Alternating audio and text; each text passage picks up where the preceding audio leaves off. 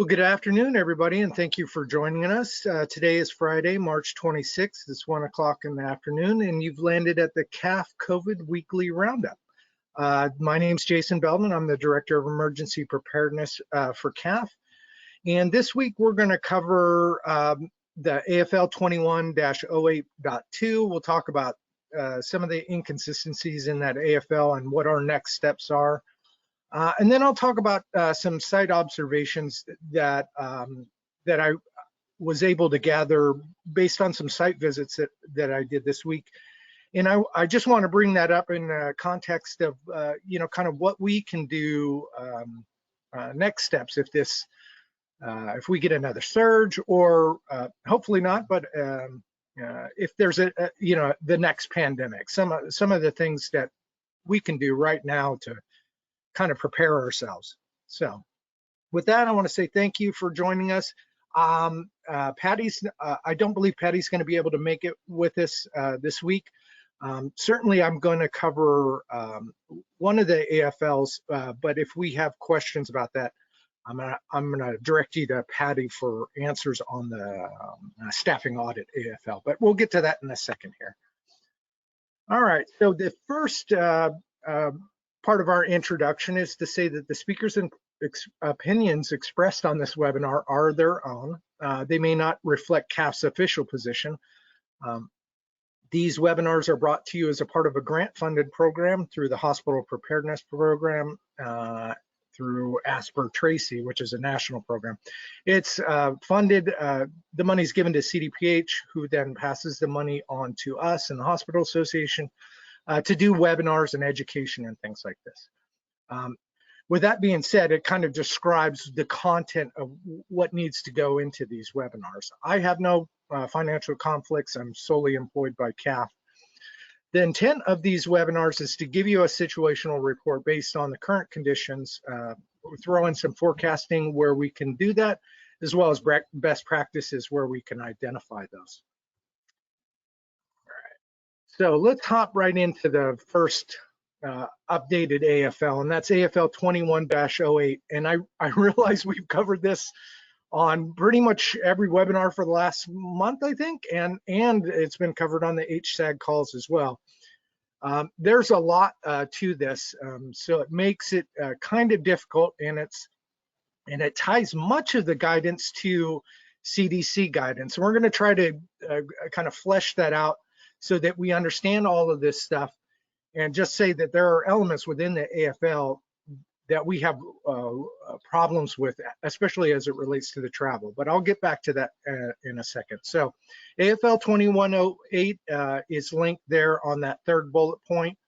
You can click on that, and all of the reference documents, the CDC reference documents that I'm going to highlight over the next couple slides, those are all contained within the AFL itself. So there's direct links from the AFL as well. So in terms of, I'm just going to hop into, where the changes were, or the highlights of this. And when we talk about quarantine, what's the recommended quarantine for healthcare professionals after a high-risk exposure?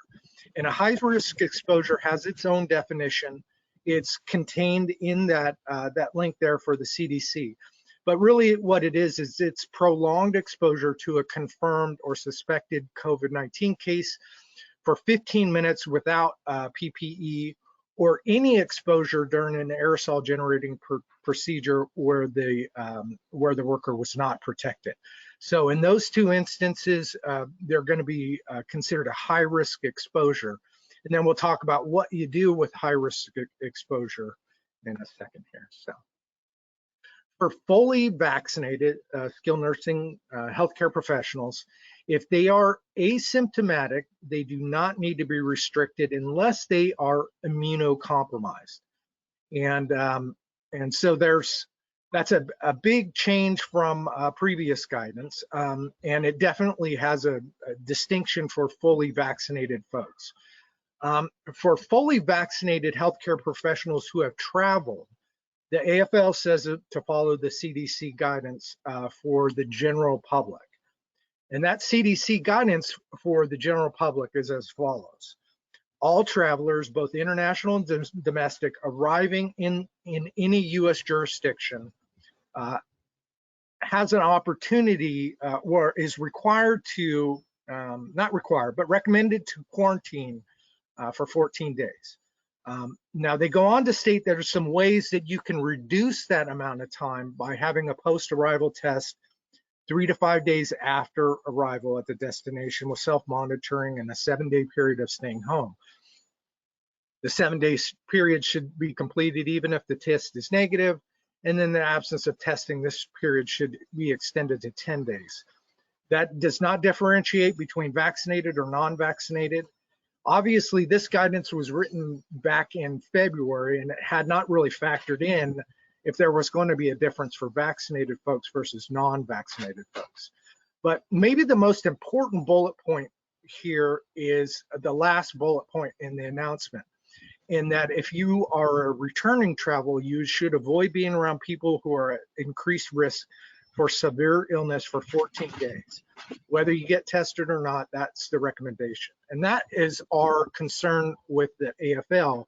Even though it doesn't explicitly state you've got to quarantine them for 14 days, the CDC guidance is pretty clear that they don't want folks being around those with high risk of severe illness, which is virtually every resident in a skilled nursing facility. So what can we do around that? And I'll talk about, you know, kind of our communication with CDPH, and my hope is that we can get this resolved really quickly, but it's definitely an issue. I don't think that they understood when they wrote the AFL and tied it to the travel recommendations.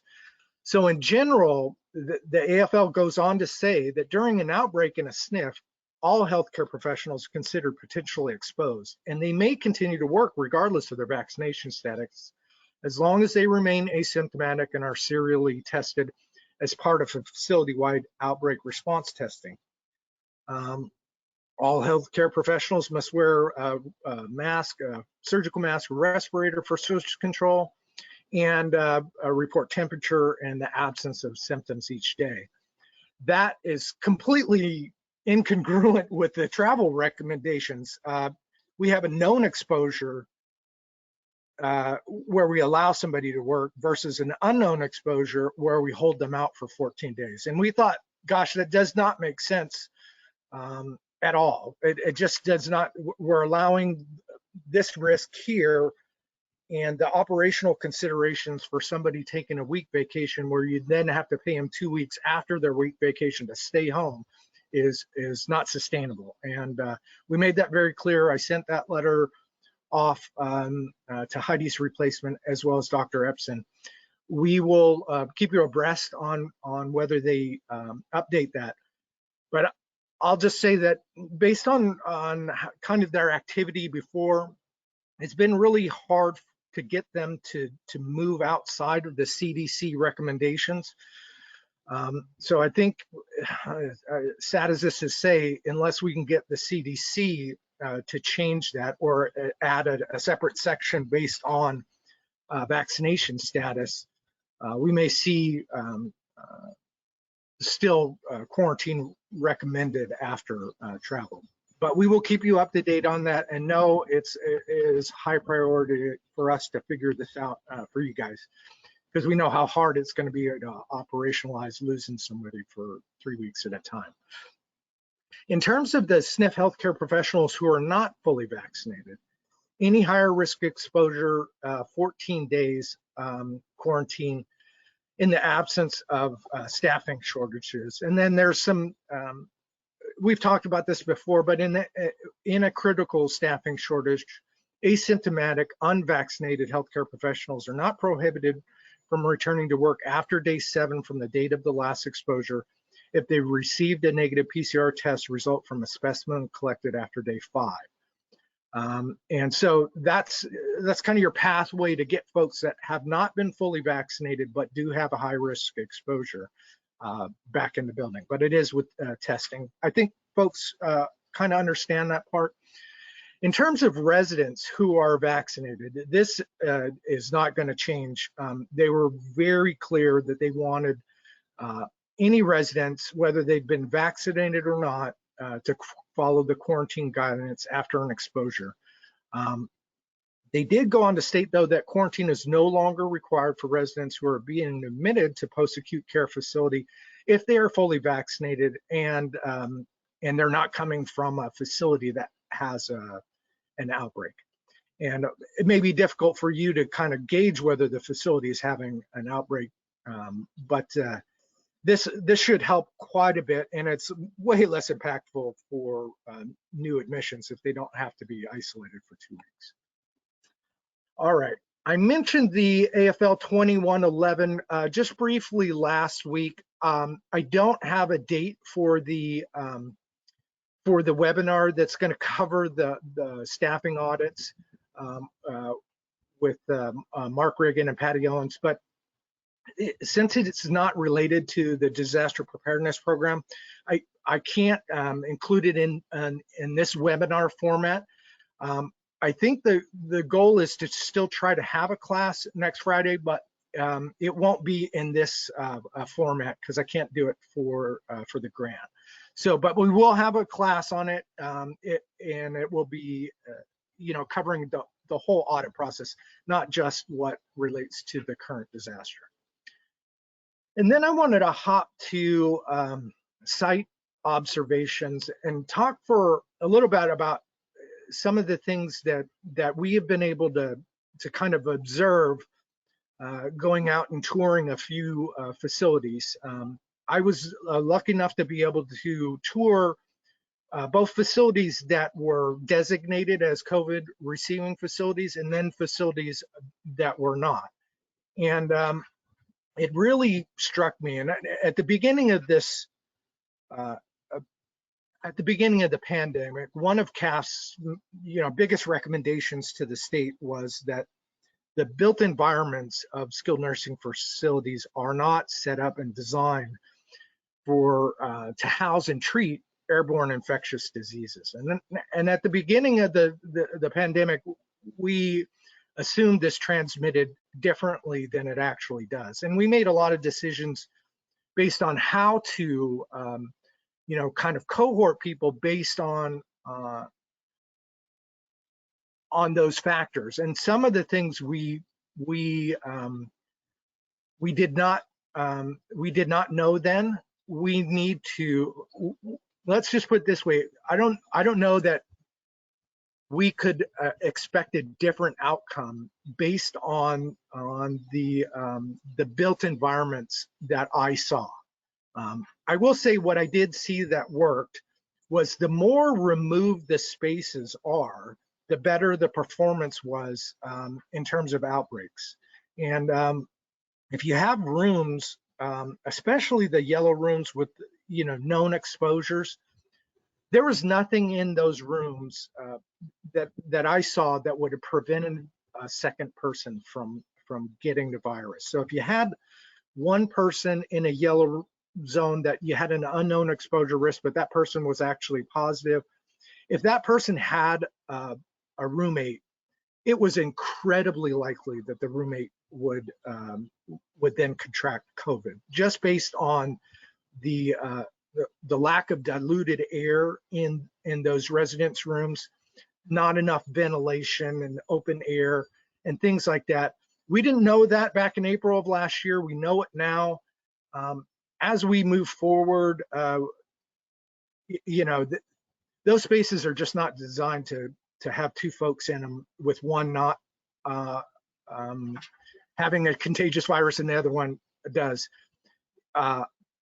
What I saw was, masks on residents with dementia is incredibly difficult. And I saw very poor mask performance in residents. And I saw residents pulling masks off, chewing on them, pulling them down around their face, wearing them around their forehead, all kinds of weird things, not where the masks should actually be. And it just made me realize how difficult it would be to contain if one of these residents had the virus. It would just be really, really difficult. And I don't know that we've found a way to prevent that in future pandemics, or if we see another surge. But really, the more removed we can get these spaces from each other, the better the performance is going to be. And so that means like things like staff break rooms, nursing stations, things like that that are really small. What I saw was, 12 nurses packed into, an 80 square foot nurse station. It's just, those spaces are not designed for physical distancing. They're not. And in order to make them, or design them for like a scheduled kind of thing where people moving out is not really, it's not really sustainable because of the nature of our functions at work. We're constantly in and out of those spaces, and we're each working on our own things. And I just see that as an opportunity that, a vector for transmission of the virus if folks are only wearing source control in those areas. If one of those people has COVID, it's likely it's going to transmit elsewhere. So those are some of the things I think will continue to cause us problems. Unless we really wrap our heads around protecting the physical space and using environmental and engineering controls to try to minimize these risks in these spaces, whether it be a surge in this current pandemic or the next pandemic, these are going to continue to cause us problems. What will likely remain for a while? And so we've had some conversations with a number of who I would say, public health officials in local health departments across the state talk about what are some other things they're seeing as a result of some of the infection prevention and infection control measures that we're taking within the building. And one of the things, and you can see the handout, one of the handouts today is a kind of a influenza brief, or a talk about how flu has impacted us during this season. And we can see virtually no flu cases as a result of us all wearing masks for source control. That and, social distancing and isolation in our personal lives has reduced kind of our risk of contracting it. But one of or a couple of the physicians that I kind of respect their opinion, that thought that based on these outcomes of other infectious diseases and our performance specifically with flu, that we may be likely to see masks, specifically face masks for source control, being utilized much more often in our sector. And then I've had this, we've had these conversations with the state about, rolling back screening and or surveillance testing. I just know that this, our space, our sector, we were the first ones to start doing mass testing. We were the first ones to do screening testing, first ones, really to do all of these things. And we're going to be the last ones to remove these kind of screening tests. I don't know when that's going to come, but I imagine that the masks and the tests are going to stay for a considerable period of time, months at a minimum, I think. So just know that those things I think are going to stay static for a while. What may go away soon, and we heard Heidi discuss this information on the call to just a little bit, kind of dance around the subject, but in terms of having distinct zones set up and ready to go, rather than just having the capacity to set them up, I think that's going to go away if it hasn't already. If your surveyors are asking that you maintain these spaces without anybody in them, we want to know about that, because we want to kind of convert these. We don't want you to, just toss your mitigation plan in the circle file, but we want you to be able to convert back to those zones if necessary. And I think that's where we're going to be going very, very soon. And then one of the the main questions we asked CDPH, and we're going to have conversations with Cal OSHA next week. But in terms of when can we go back to being referring providers? For those of you that know what I'm talking about, the aerosol transmittable disease standard in California has non-referring providers and referring providers. Most of you guys, I would say 99% of you, are referring providers, where if you got a case of like TB or some other airborne infectious disease, you would transfer those folks out to a level of care that had negative pressure isolation or airborne isolation rooms. Now, given the current pandemic, that ability to do that has been stripped away from you, and that was taken back in April of last year, and you've basically been forced to care for airborne infectious disease folks, even if you don't have the proper built environment. So our question to them is, when can we go back to being referring providers, and when do we go back to transferring suspected cases out to a higher level of care? As soon as we have that information, we will post it, and that those two things, I think, will really go together. Is if we can go back to being referring providers, where we're only seeing 1 or 2 spot cases of COVID or something like that, then we'll probably move away from having distinct cohort zones, because we'll be sending these folks out, and we won't have a need to have a yellow or a red zone, or maybe just a need to have a couple rooms set up for isolation until you can get these folks transferred out. So I think that's coming, probably sooner than the reduction in the mass and the testing, but we don't know that quite yet. But that's kind of where things are heading fairly soon. In terms of the vaccines, where are they going to come from, and who will administer the vaccines? And we've had conversations with CDPH. The plan is to utilize both your long-term care pharmacies, either through the TPA or third-party administrator program with Blue Shield, or through the federal retail or federal pharmacy partnership program. And there's some long-term care pharmacies that are in the federal program, and there's some that are going to be in the state program. My ask to you guys is to reach out to your long-term care pharmacy, if they've not already notified you, to gather whether they've been approved through the third-party administrator or the federal plan, and how can you begin to start ordering doses. We talked to one of the kind of a moderately sized pharmacy provider, and they're going to have classes with their kind of a webinar with their folks about how to schedule it and things like that.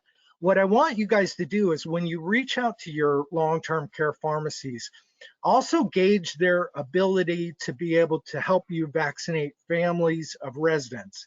I don't know if you saw this, but Governor Newsom announced that they're going to open up the prioritization tiers to anybody between 18 and 65. So I think as we see that, we're going to see we now no longer have to really worry about whether a visitor falls within that tier, the vaccine tier. So my question to long-term care pharmacies, and your question should be, if we have a resident family member who wants to be vaccinated, could you guys accommodate that on your next vaccine clinic with us? And they may or may not be able to assist you with that. The pharmacy company I spoke with has a plan and a process to do that, but I don't know that that's consistent across pharmacies. So I want you to reach out to your long-term care pharmacy and ask. I think the more folks we can get vaccinated that come into our building, the better. It's better all around. It's better protection for our residents. It's better protection for the visitor as they come in, and just better all around. So if they can accommodate that, we want to know. But if you've not been contacted by your pharmacy partner, or your pharmacy partner is still trying to get through the process, you have to let myself or Deanne Walters with CAF know, and we'll reach out to the state to try to facilitate them getting through the registration process. All right, and I want to just throw out one link here on the bottom. It would have this is a tool that was developed by the United States Digital Response Network in conjunction with Yale and UCLA, I believe. And essentially what they've done is they've taken de-identified cell phone data, and they've been able to identify who works in nursing homes based on location data that's on your cell phone. And, you know, it goes back to this thing, like, you don't realize how much our cell phones are like homing beacons for us. But each one of our staff, or most of our staff, have smartphones. Those smartphones have location services that are sending pings while they're in our buildings. And this project, what it did was it took a kind of a geo look at all of the cell phones that pinged from inside the walls of a skilled nursing facility. And then they tracked those phones to see what other nursing homes they were connected to. And they came up with a pretty shocking number that there were literally hundreds and hundreds of buildings throughout just our state that were connected to dozens and dozens of other nursing homes through shared staff. Now, this is de-identified data. You can't see who it is, but certainly if you click on this link, you go to the search bar on the top right, you put in your facility information, it's going to tell you every single other nursing home you're connected to through shared staff.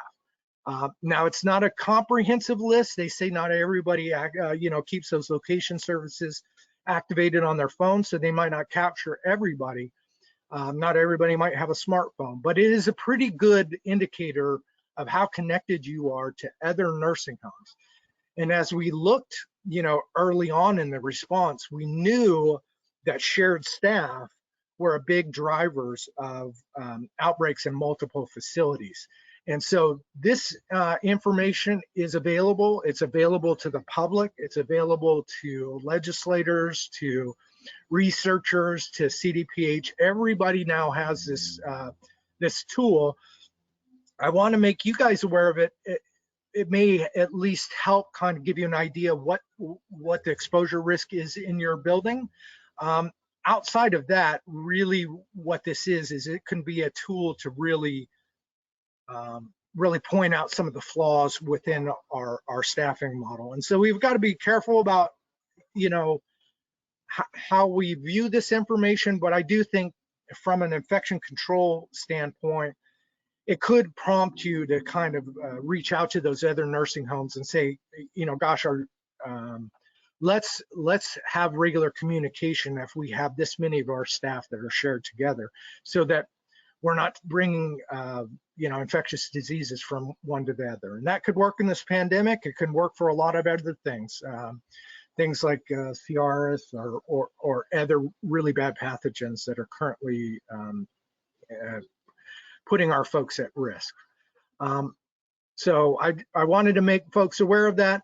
It's a freely available tool. Anybody can use it in the state. So next week, we're not going to have a webinar. I'm going to take vacation for the first time in the year, and I'm going to go somewhere without cell phone coverage. So, but we will have a webinar every week during April, except for next Friday. And I don't have speakers lined up, but I do want to bring that the gentleman Derek Dene back from that did our respiratory protection video, and have him talk to you about some of the things we can do with our built environment for those engineering and environmental controls. So we'll have him back on at some point during April. I just have to clear it with his schedule. And if you guys are interested as a facility to have or are willing to do this, I'd love to be able to do site visits at facilities in other parts of California. So if you guys are willing and able to allow me to come do a review of kind of the activities and the built environment in in your facilities, I would love to do that. So please, you don't have to put it in the chat box here, but if you can send me an email with the name of your facility, I'd love to come query you and ask about your experience and learn a little bit more. All of this will help us kind of, fill out a failure analysis for the state, and we can kind of give them directions based on what your experiences are, and we have to capture that if we want better performance in the future. So with that, I just want to say we didn't have a whole lot of updates this week. As always, you can rewatch back this webinar or any of our other webinars, and CAF does a number of other training videos, not just for DPP, and they're on the CAF website. I'm going to hop to questions now.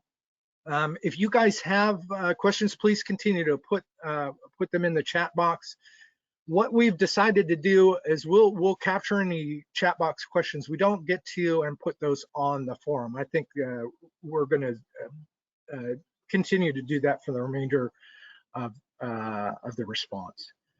All right, first question. Since recommendations are not regulations, what is stopping SNFs from using risk assessment and science to not quarantine vaccine people after travel with negative test and no outbreak?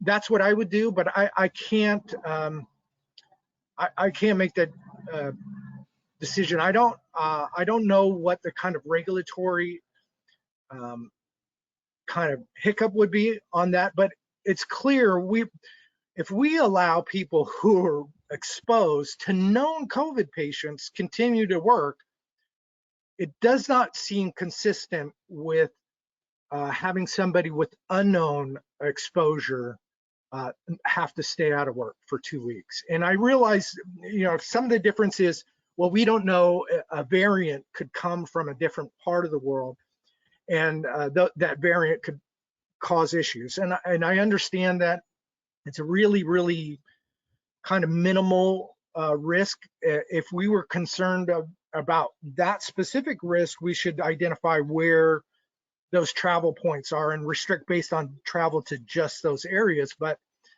I just don't, my assumption is we have a highly infectious variant already transmitting here in California that is breaking through, that had vaccine breakthroughs down in Southern California during the December, January, February kind of surge. So I think from a risk perspective, I think it's the same risk or a equivalent risk. So for me, yes, as if I was an administrator, I could feel confidently say that I'm following the science and I'm providing an equivalent level of protection, especially when as it relates to the impact on our operations. If you have to send somebody out for 3 weeks rather than a week, you're not going to be able to have people take vacation. You're going to have to stagger these vacations. And these are folks we want taking a break and recharging. We want them to take their time off, but we need them to come back recharged when their week's over. We don't need to wait 2 weeks to get them back in the building. So as soon as we have an answer for that, I'll make sure it gets posted.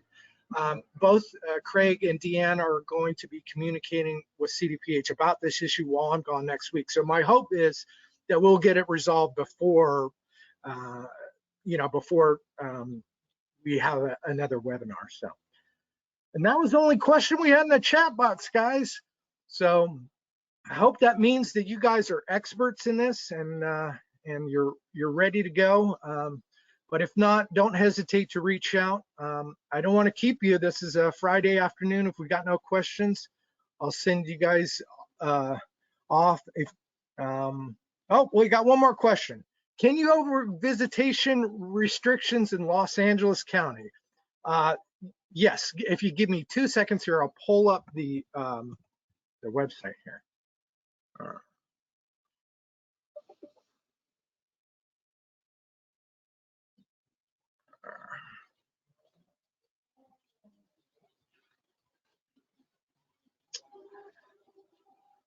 Bear with me here. I swear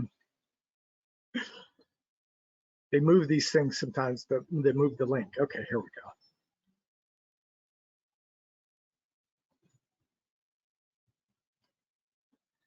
And as of yet, I don't see a change in language from that.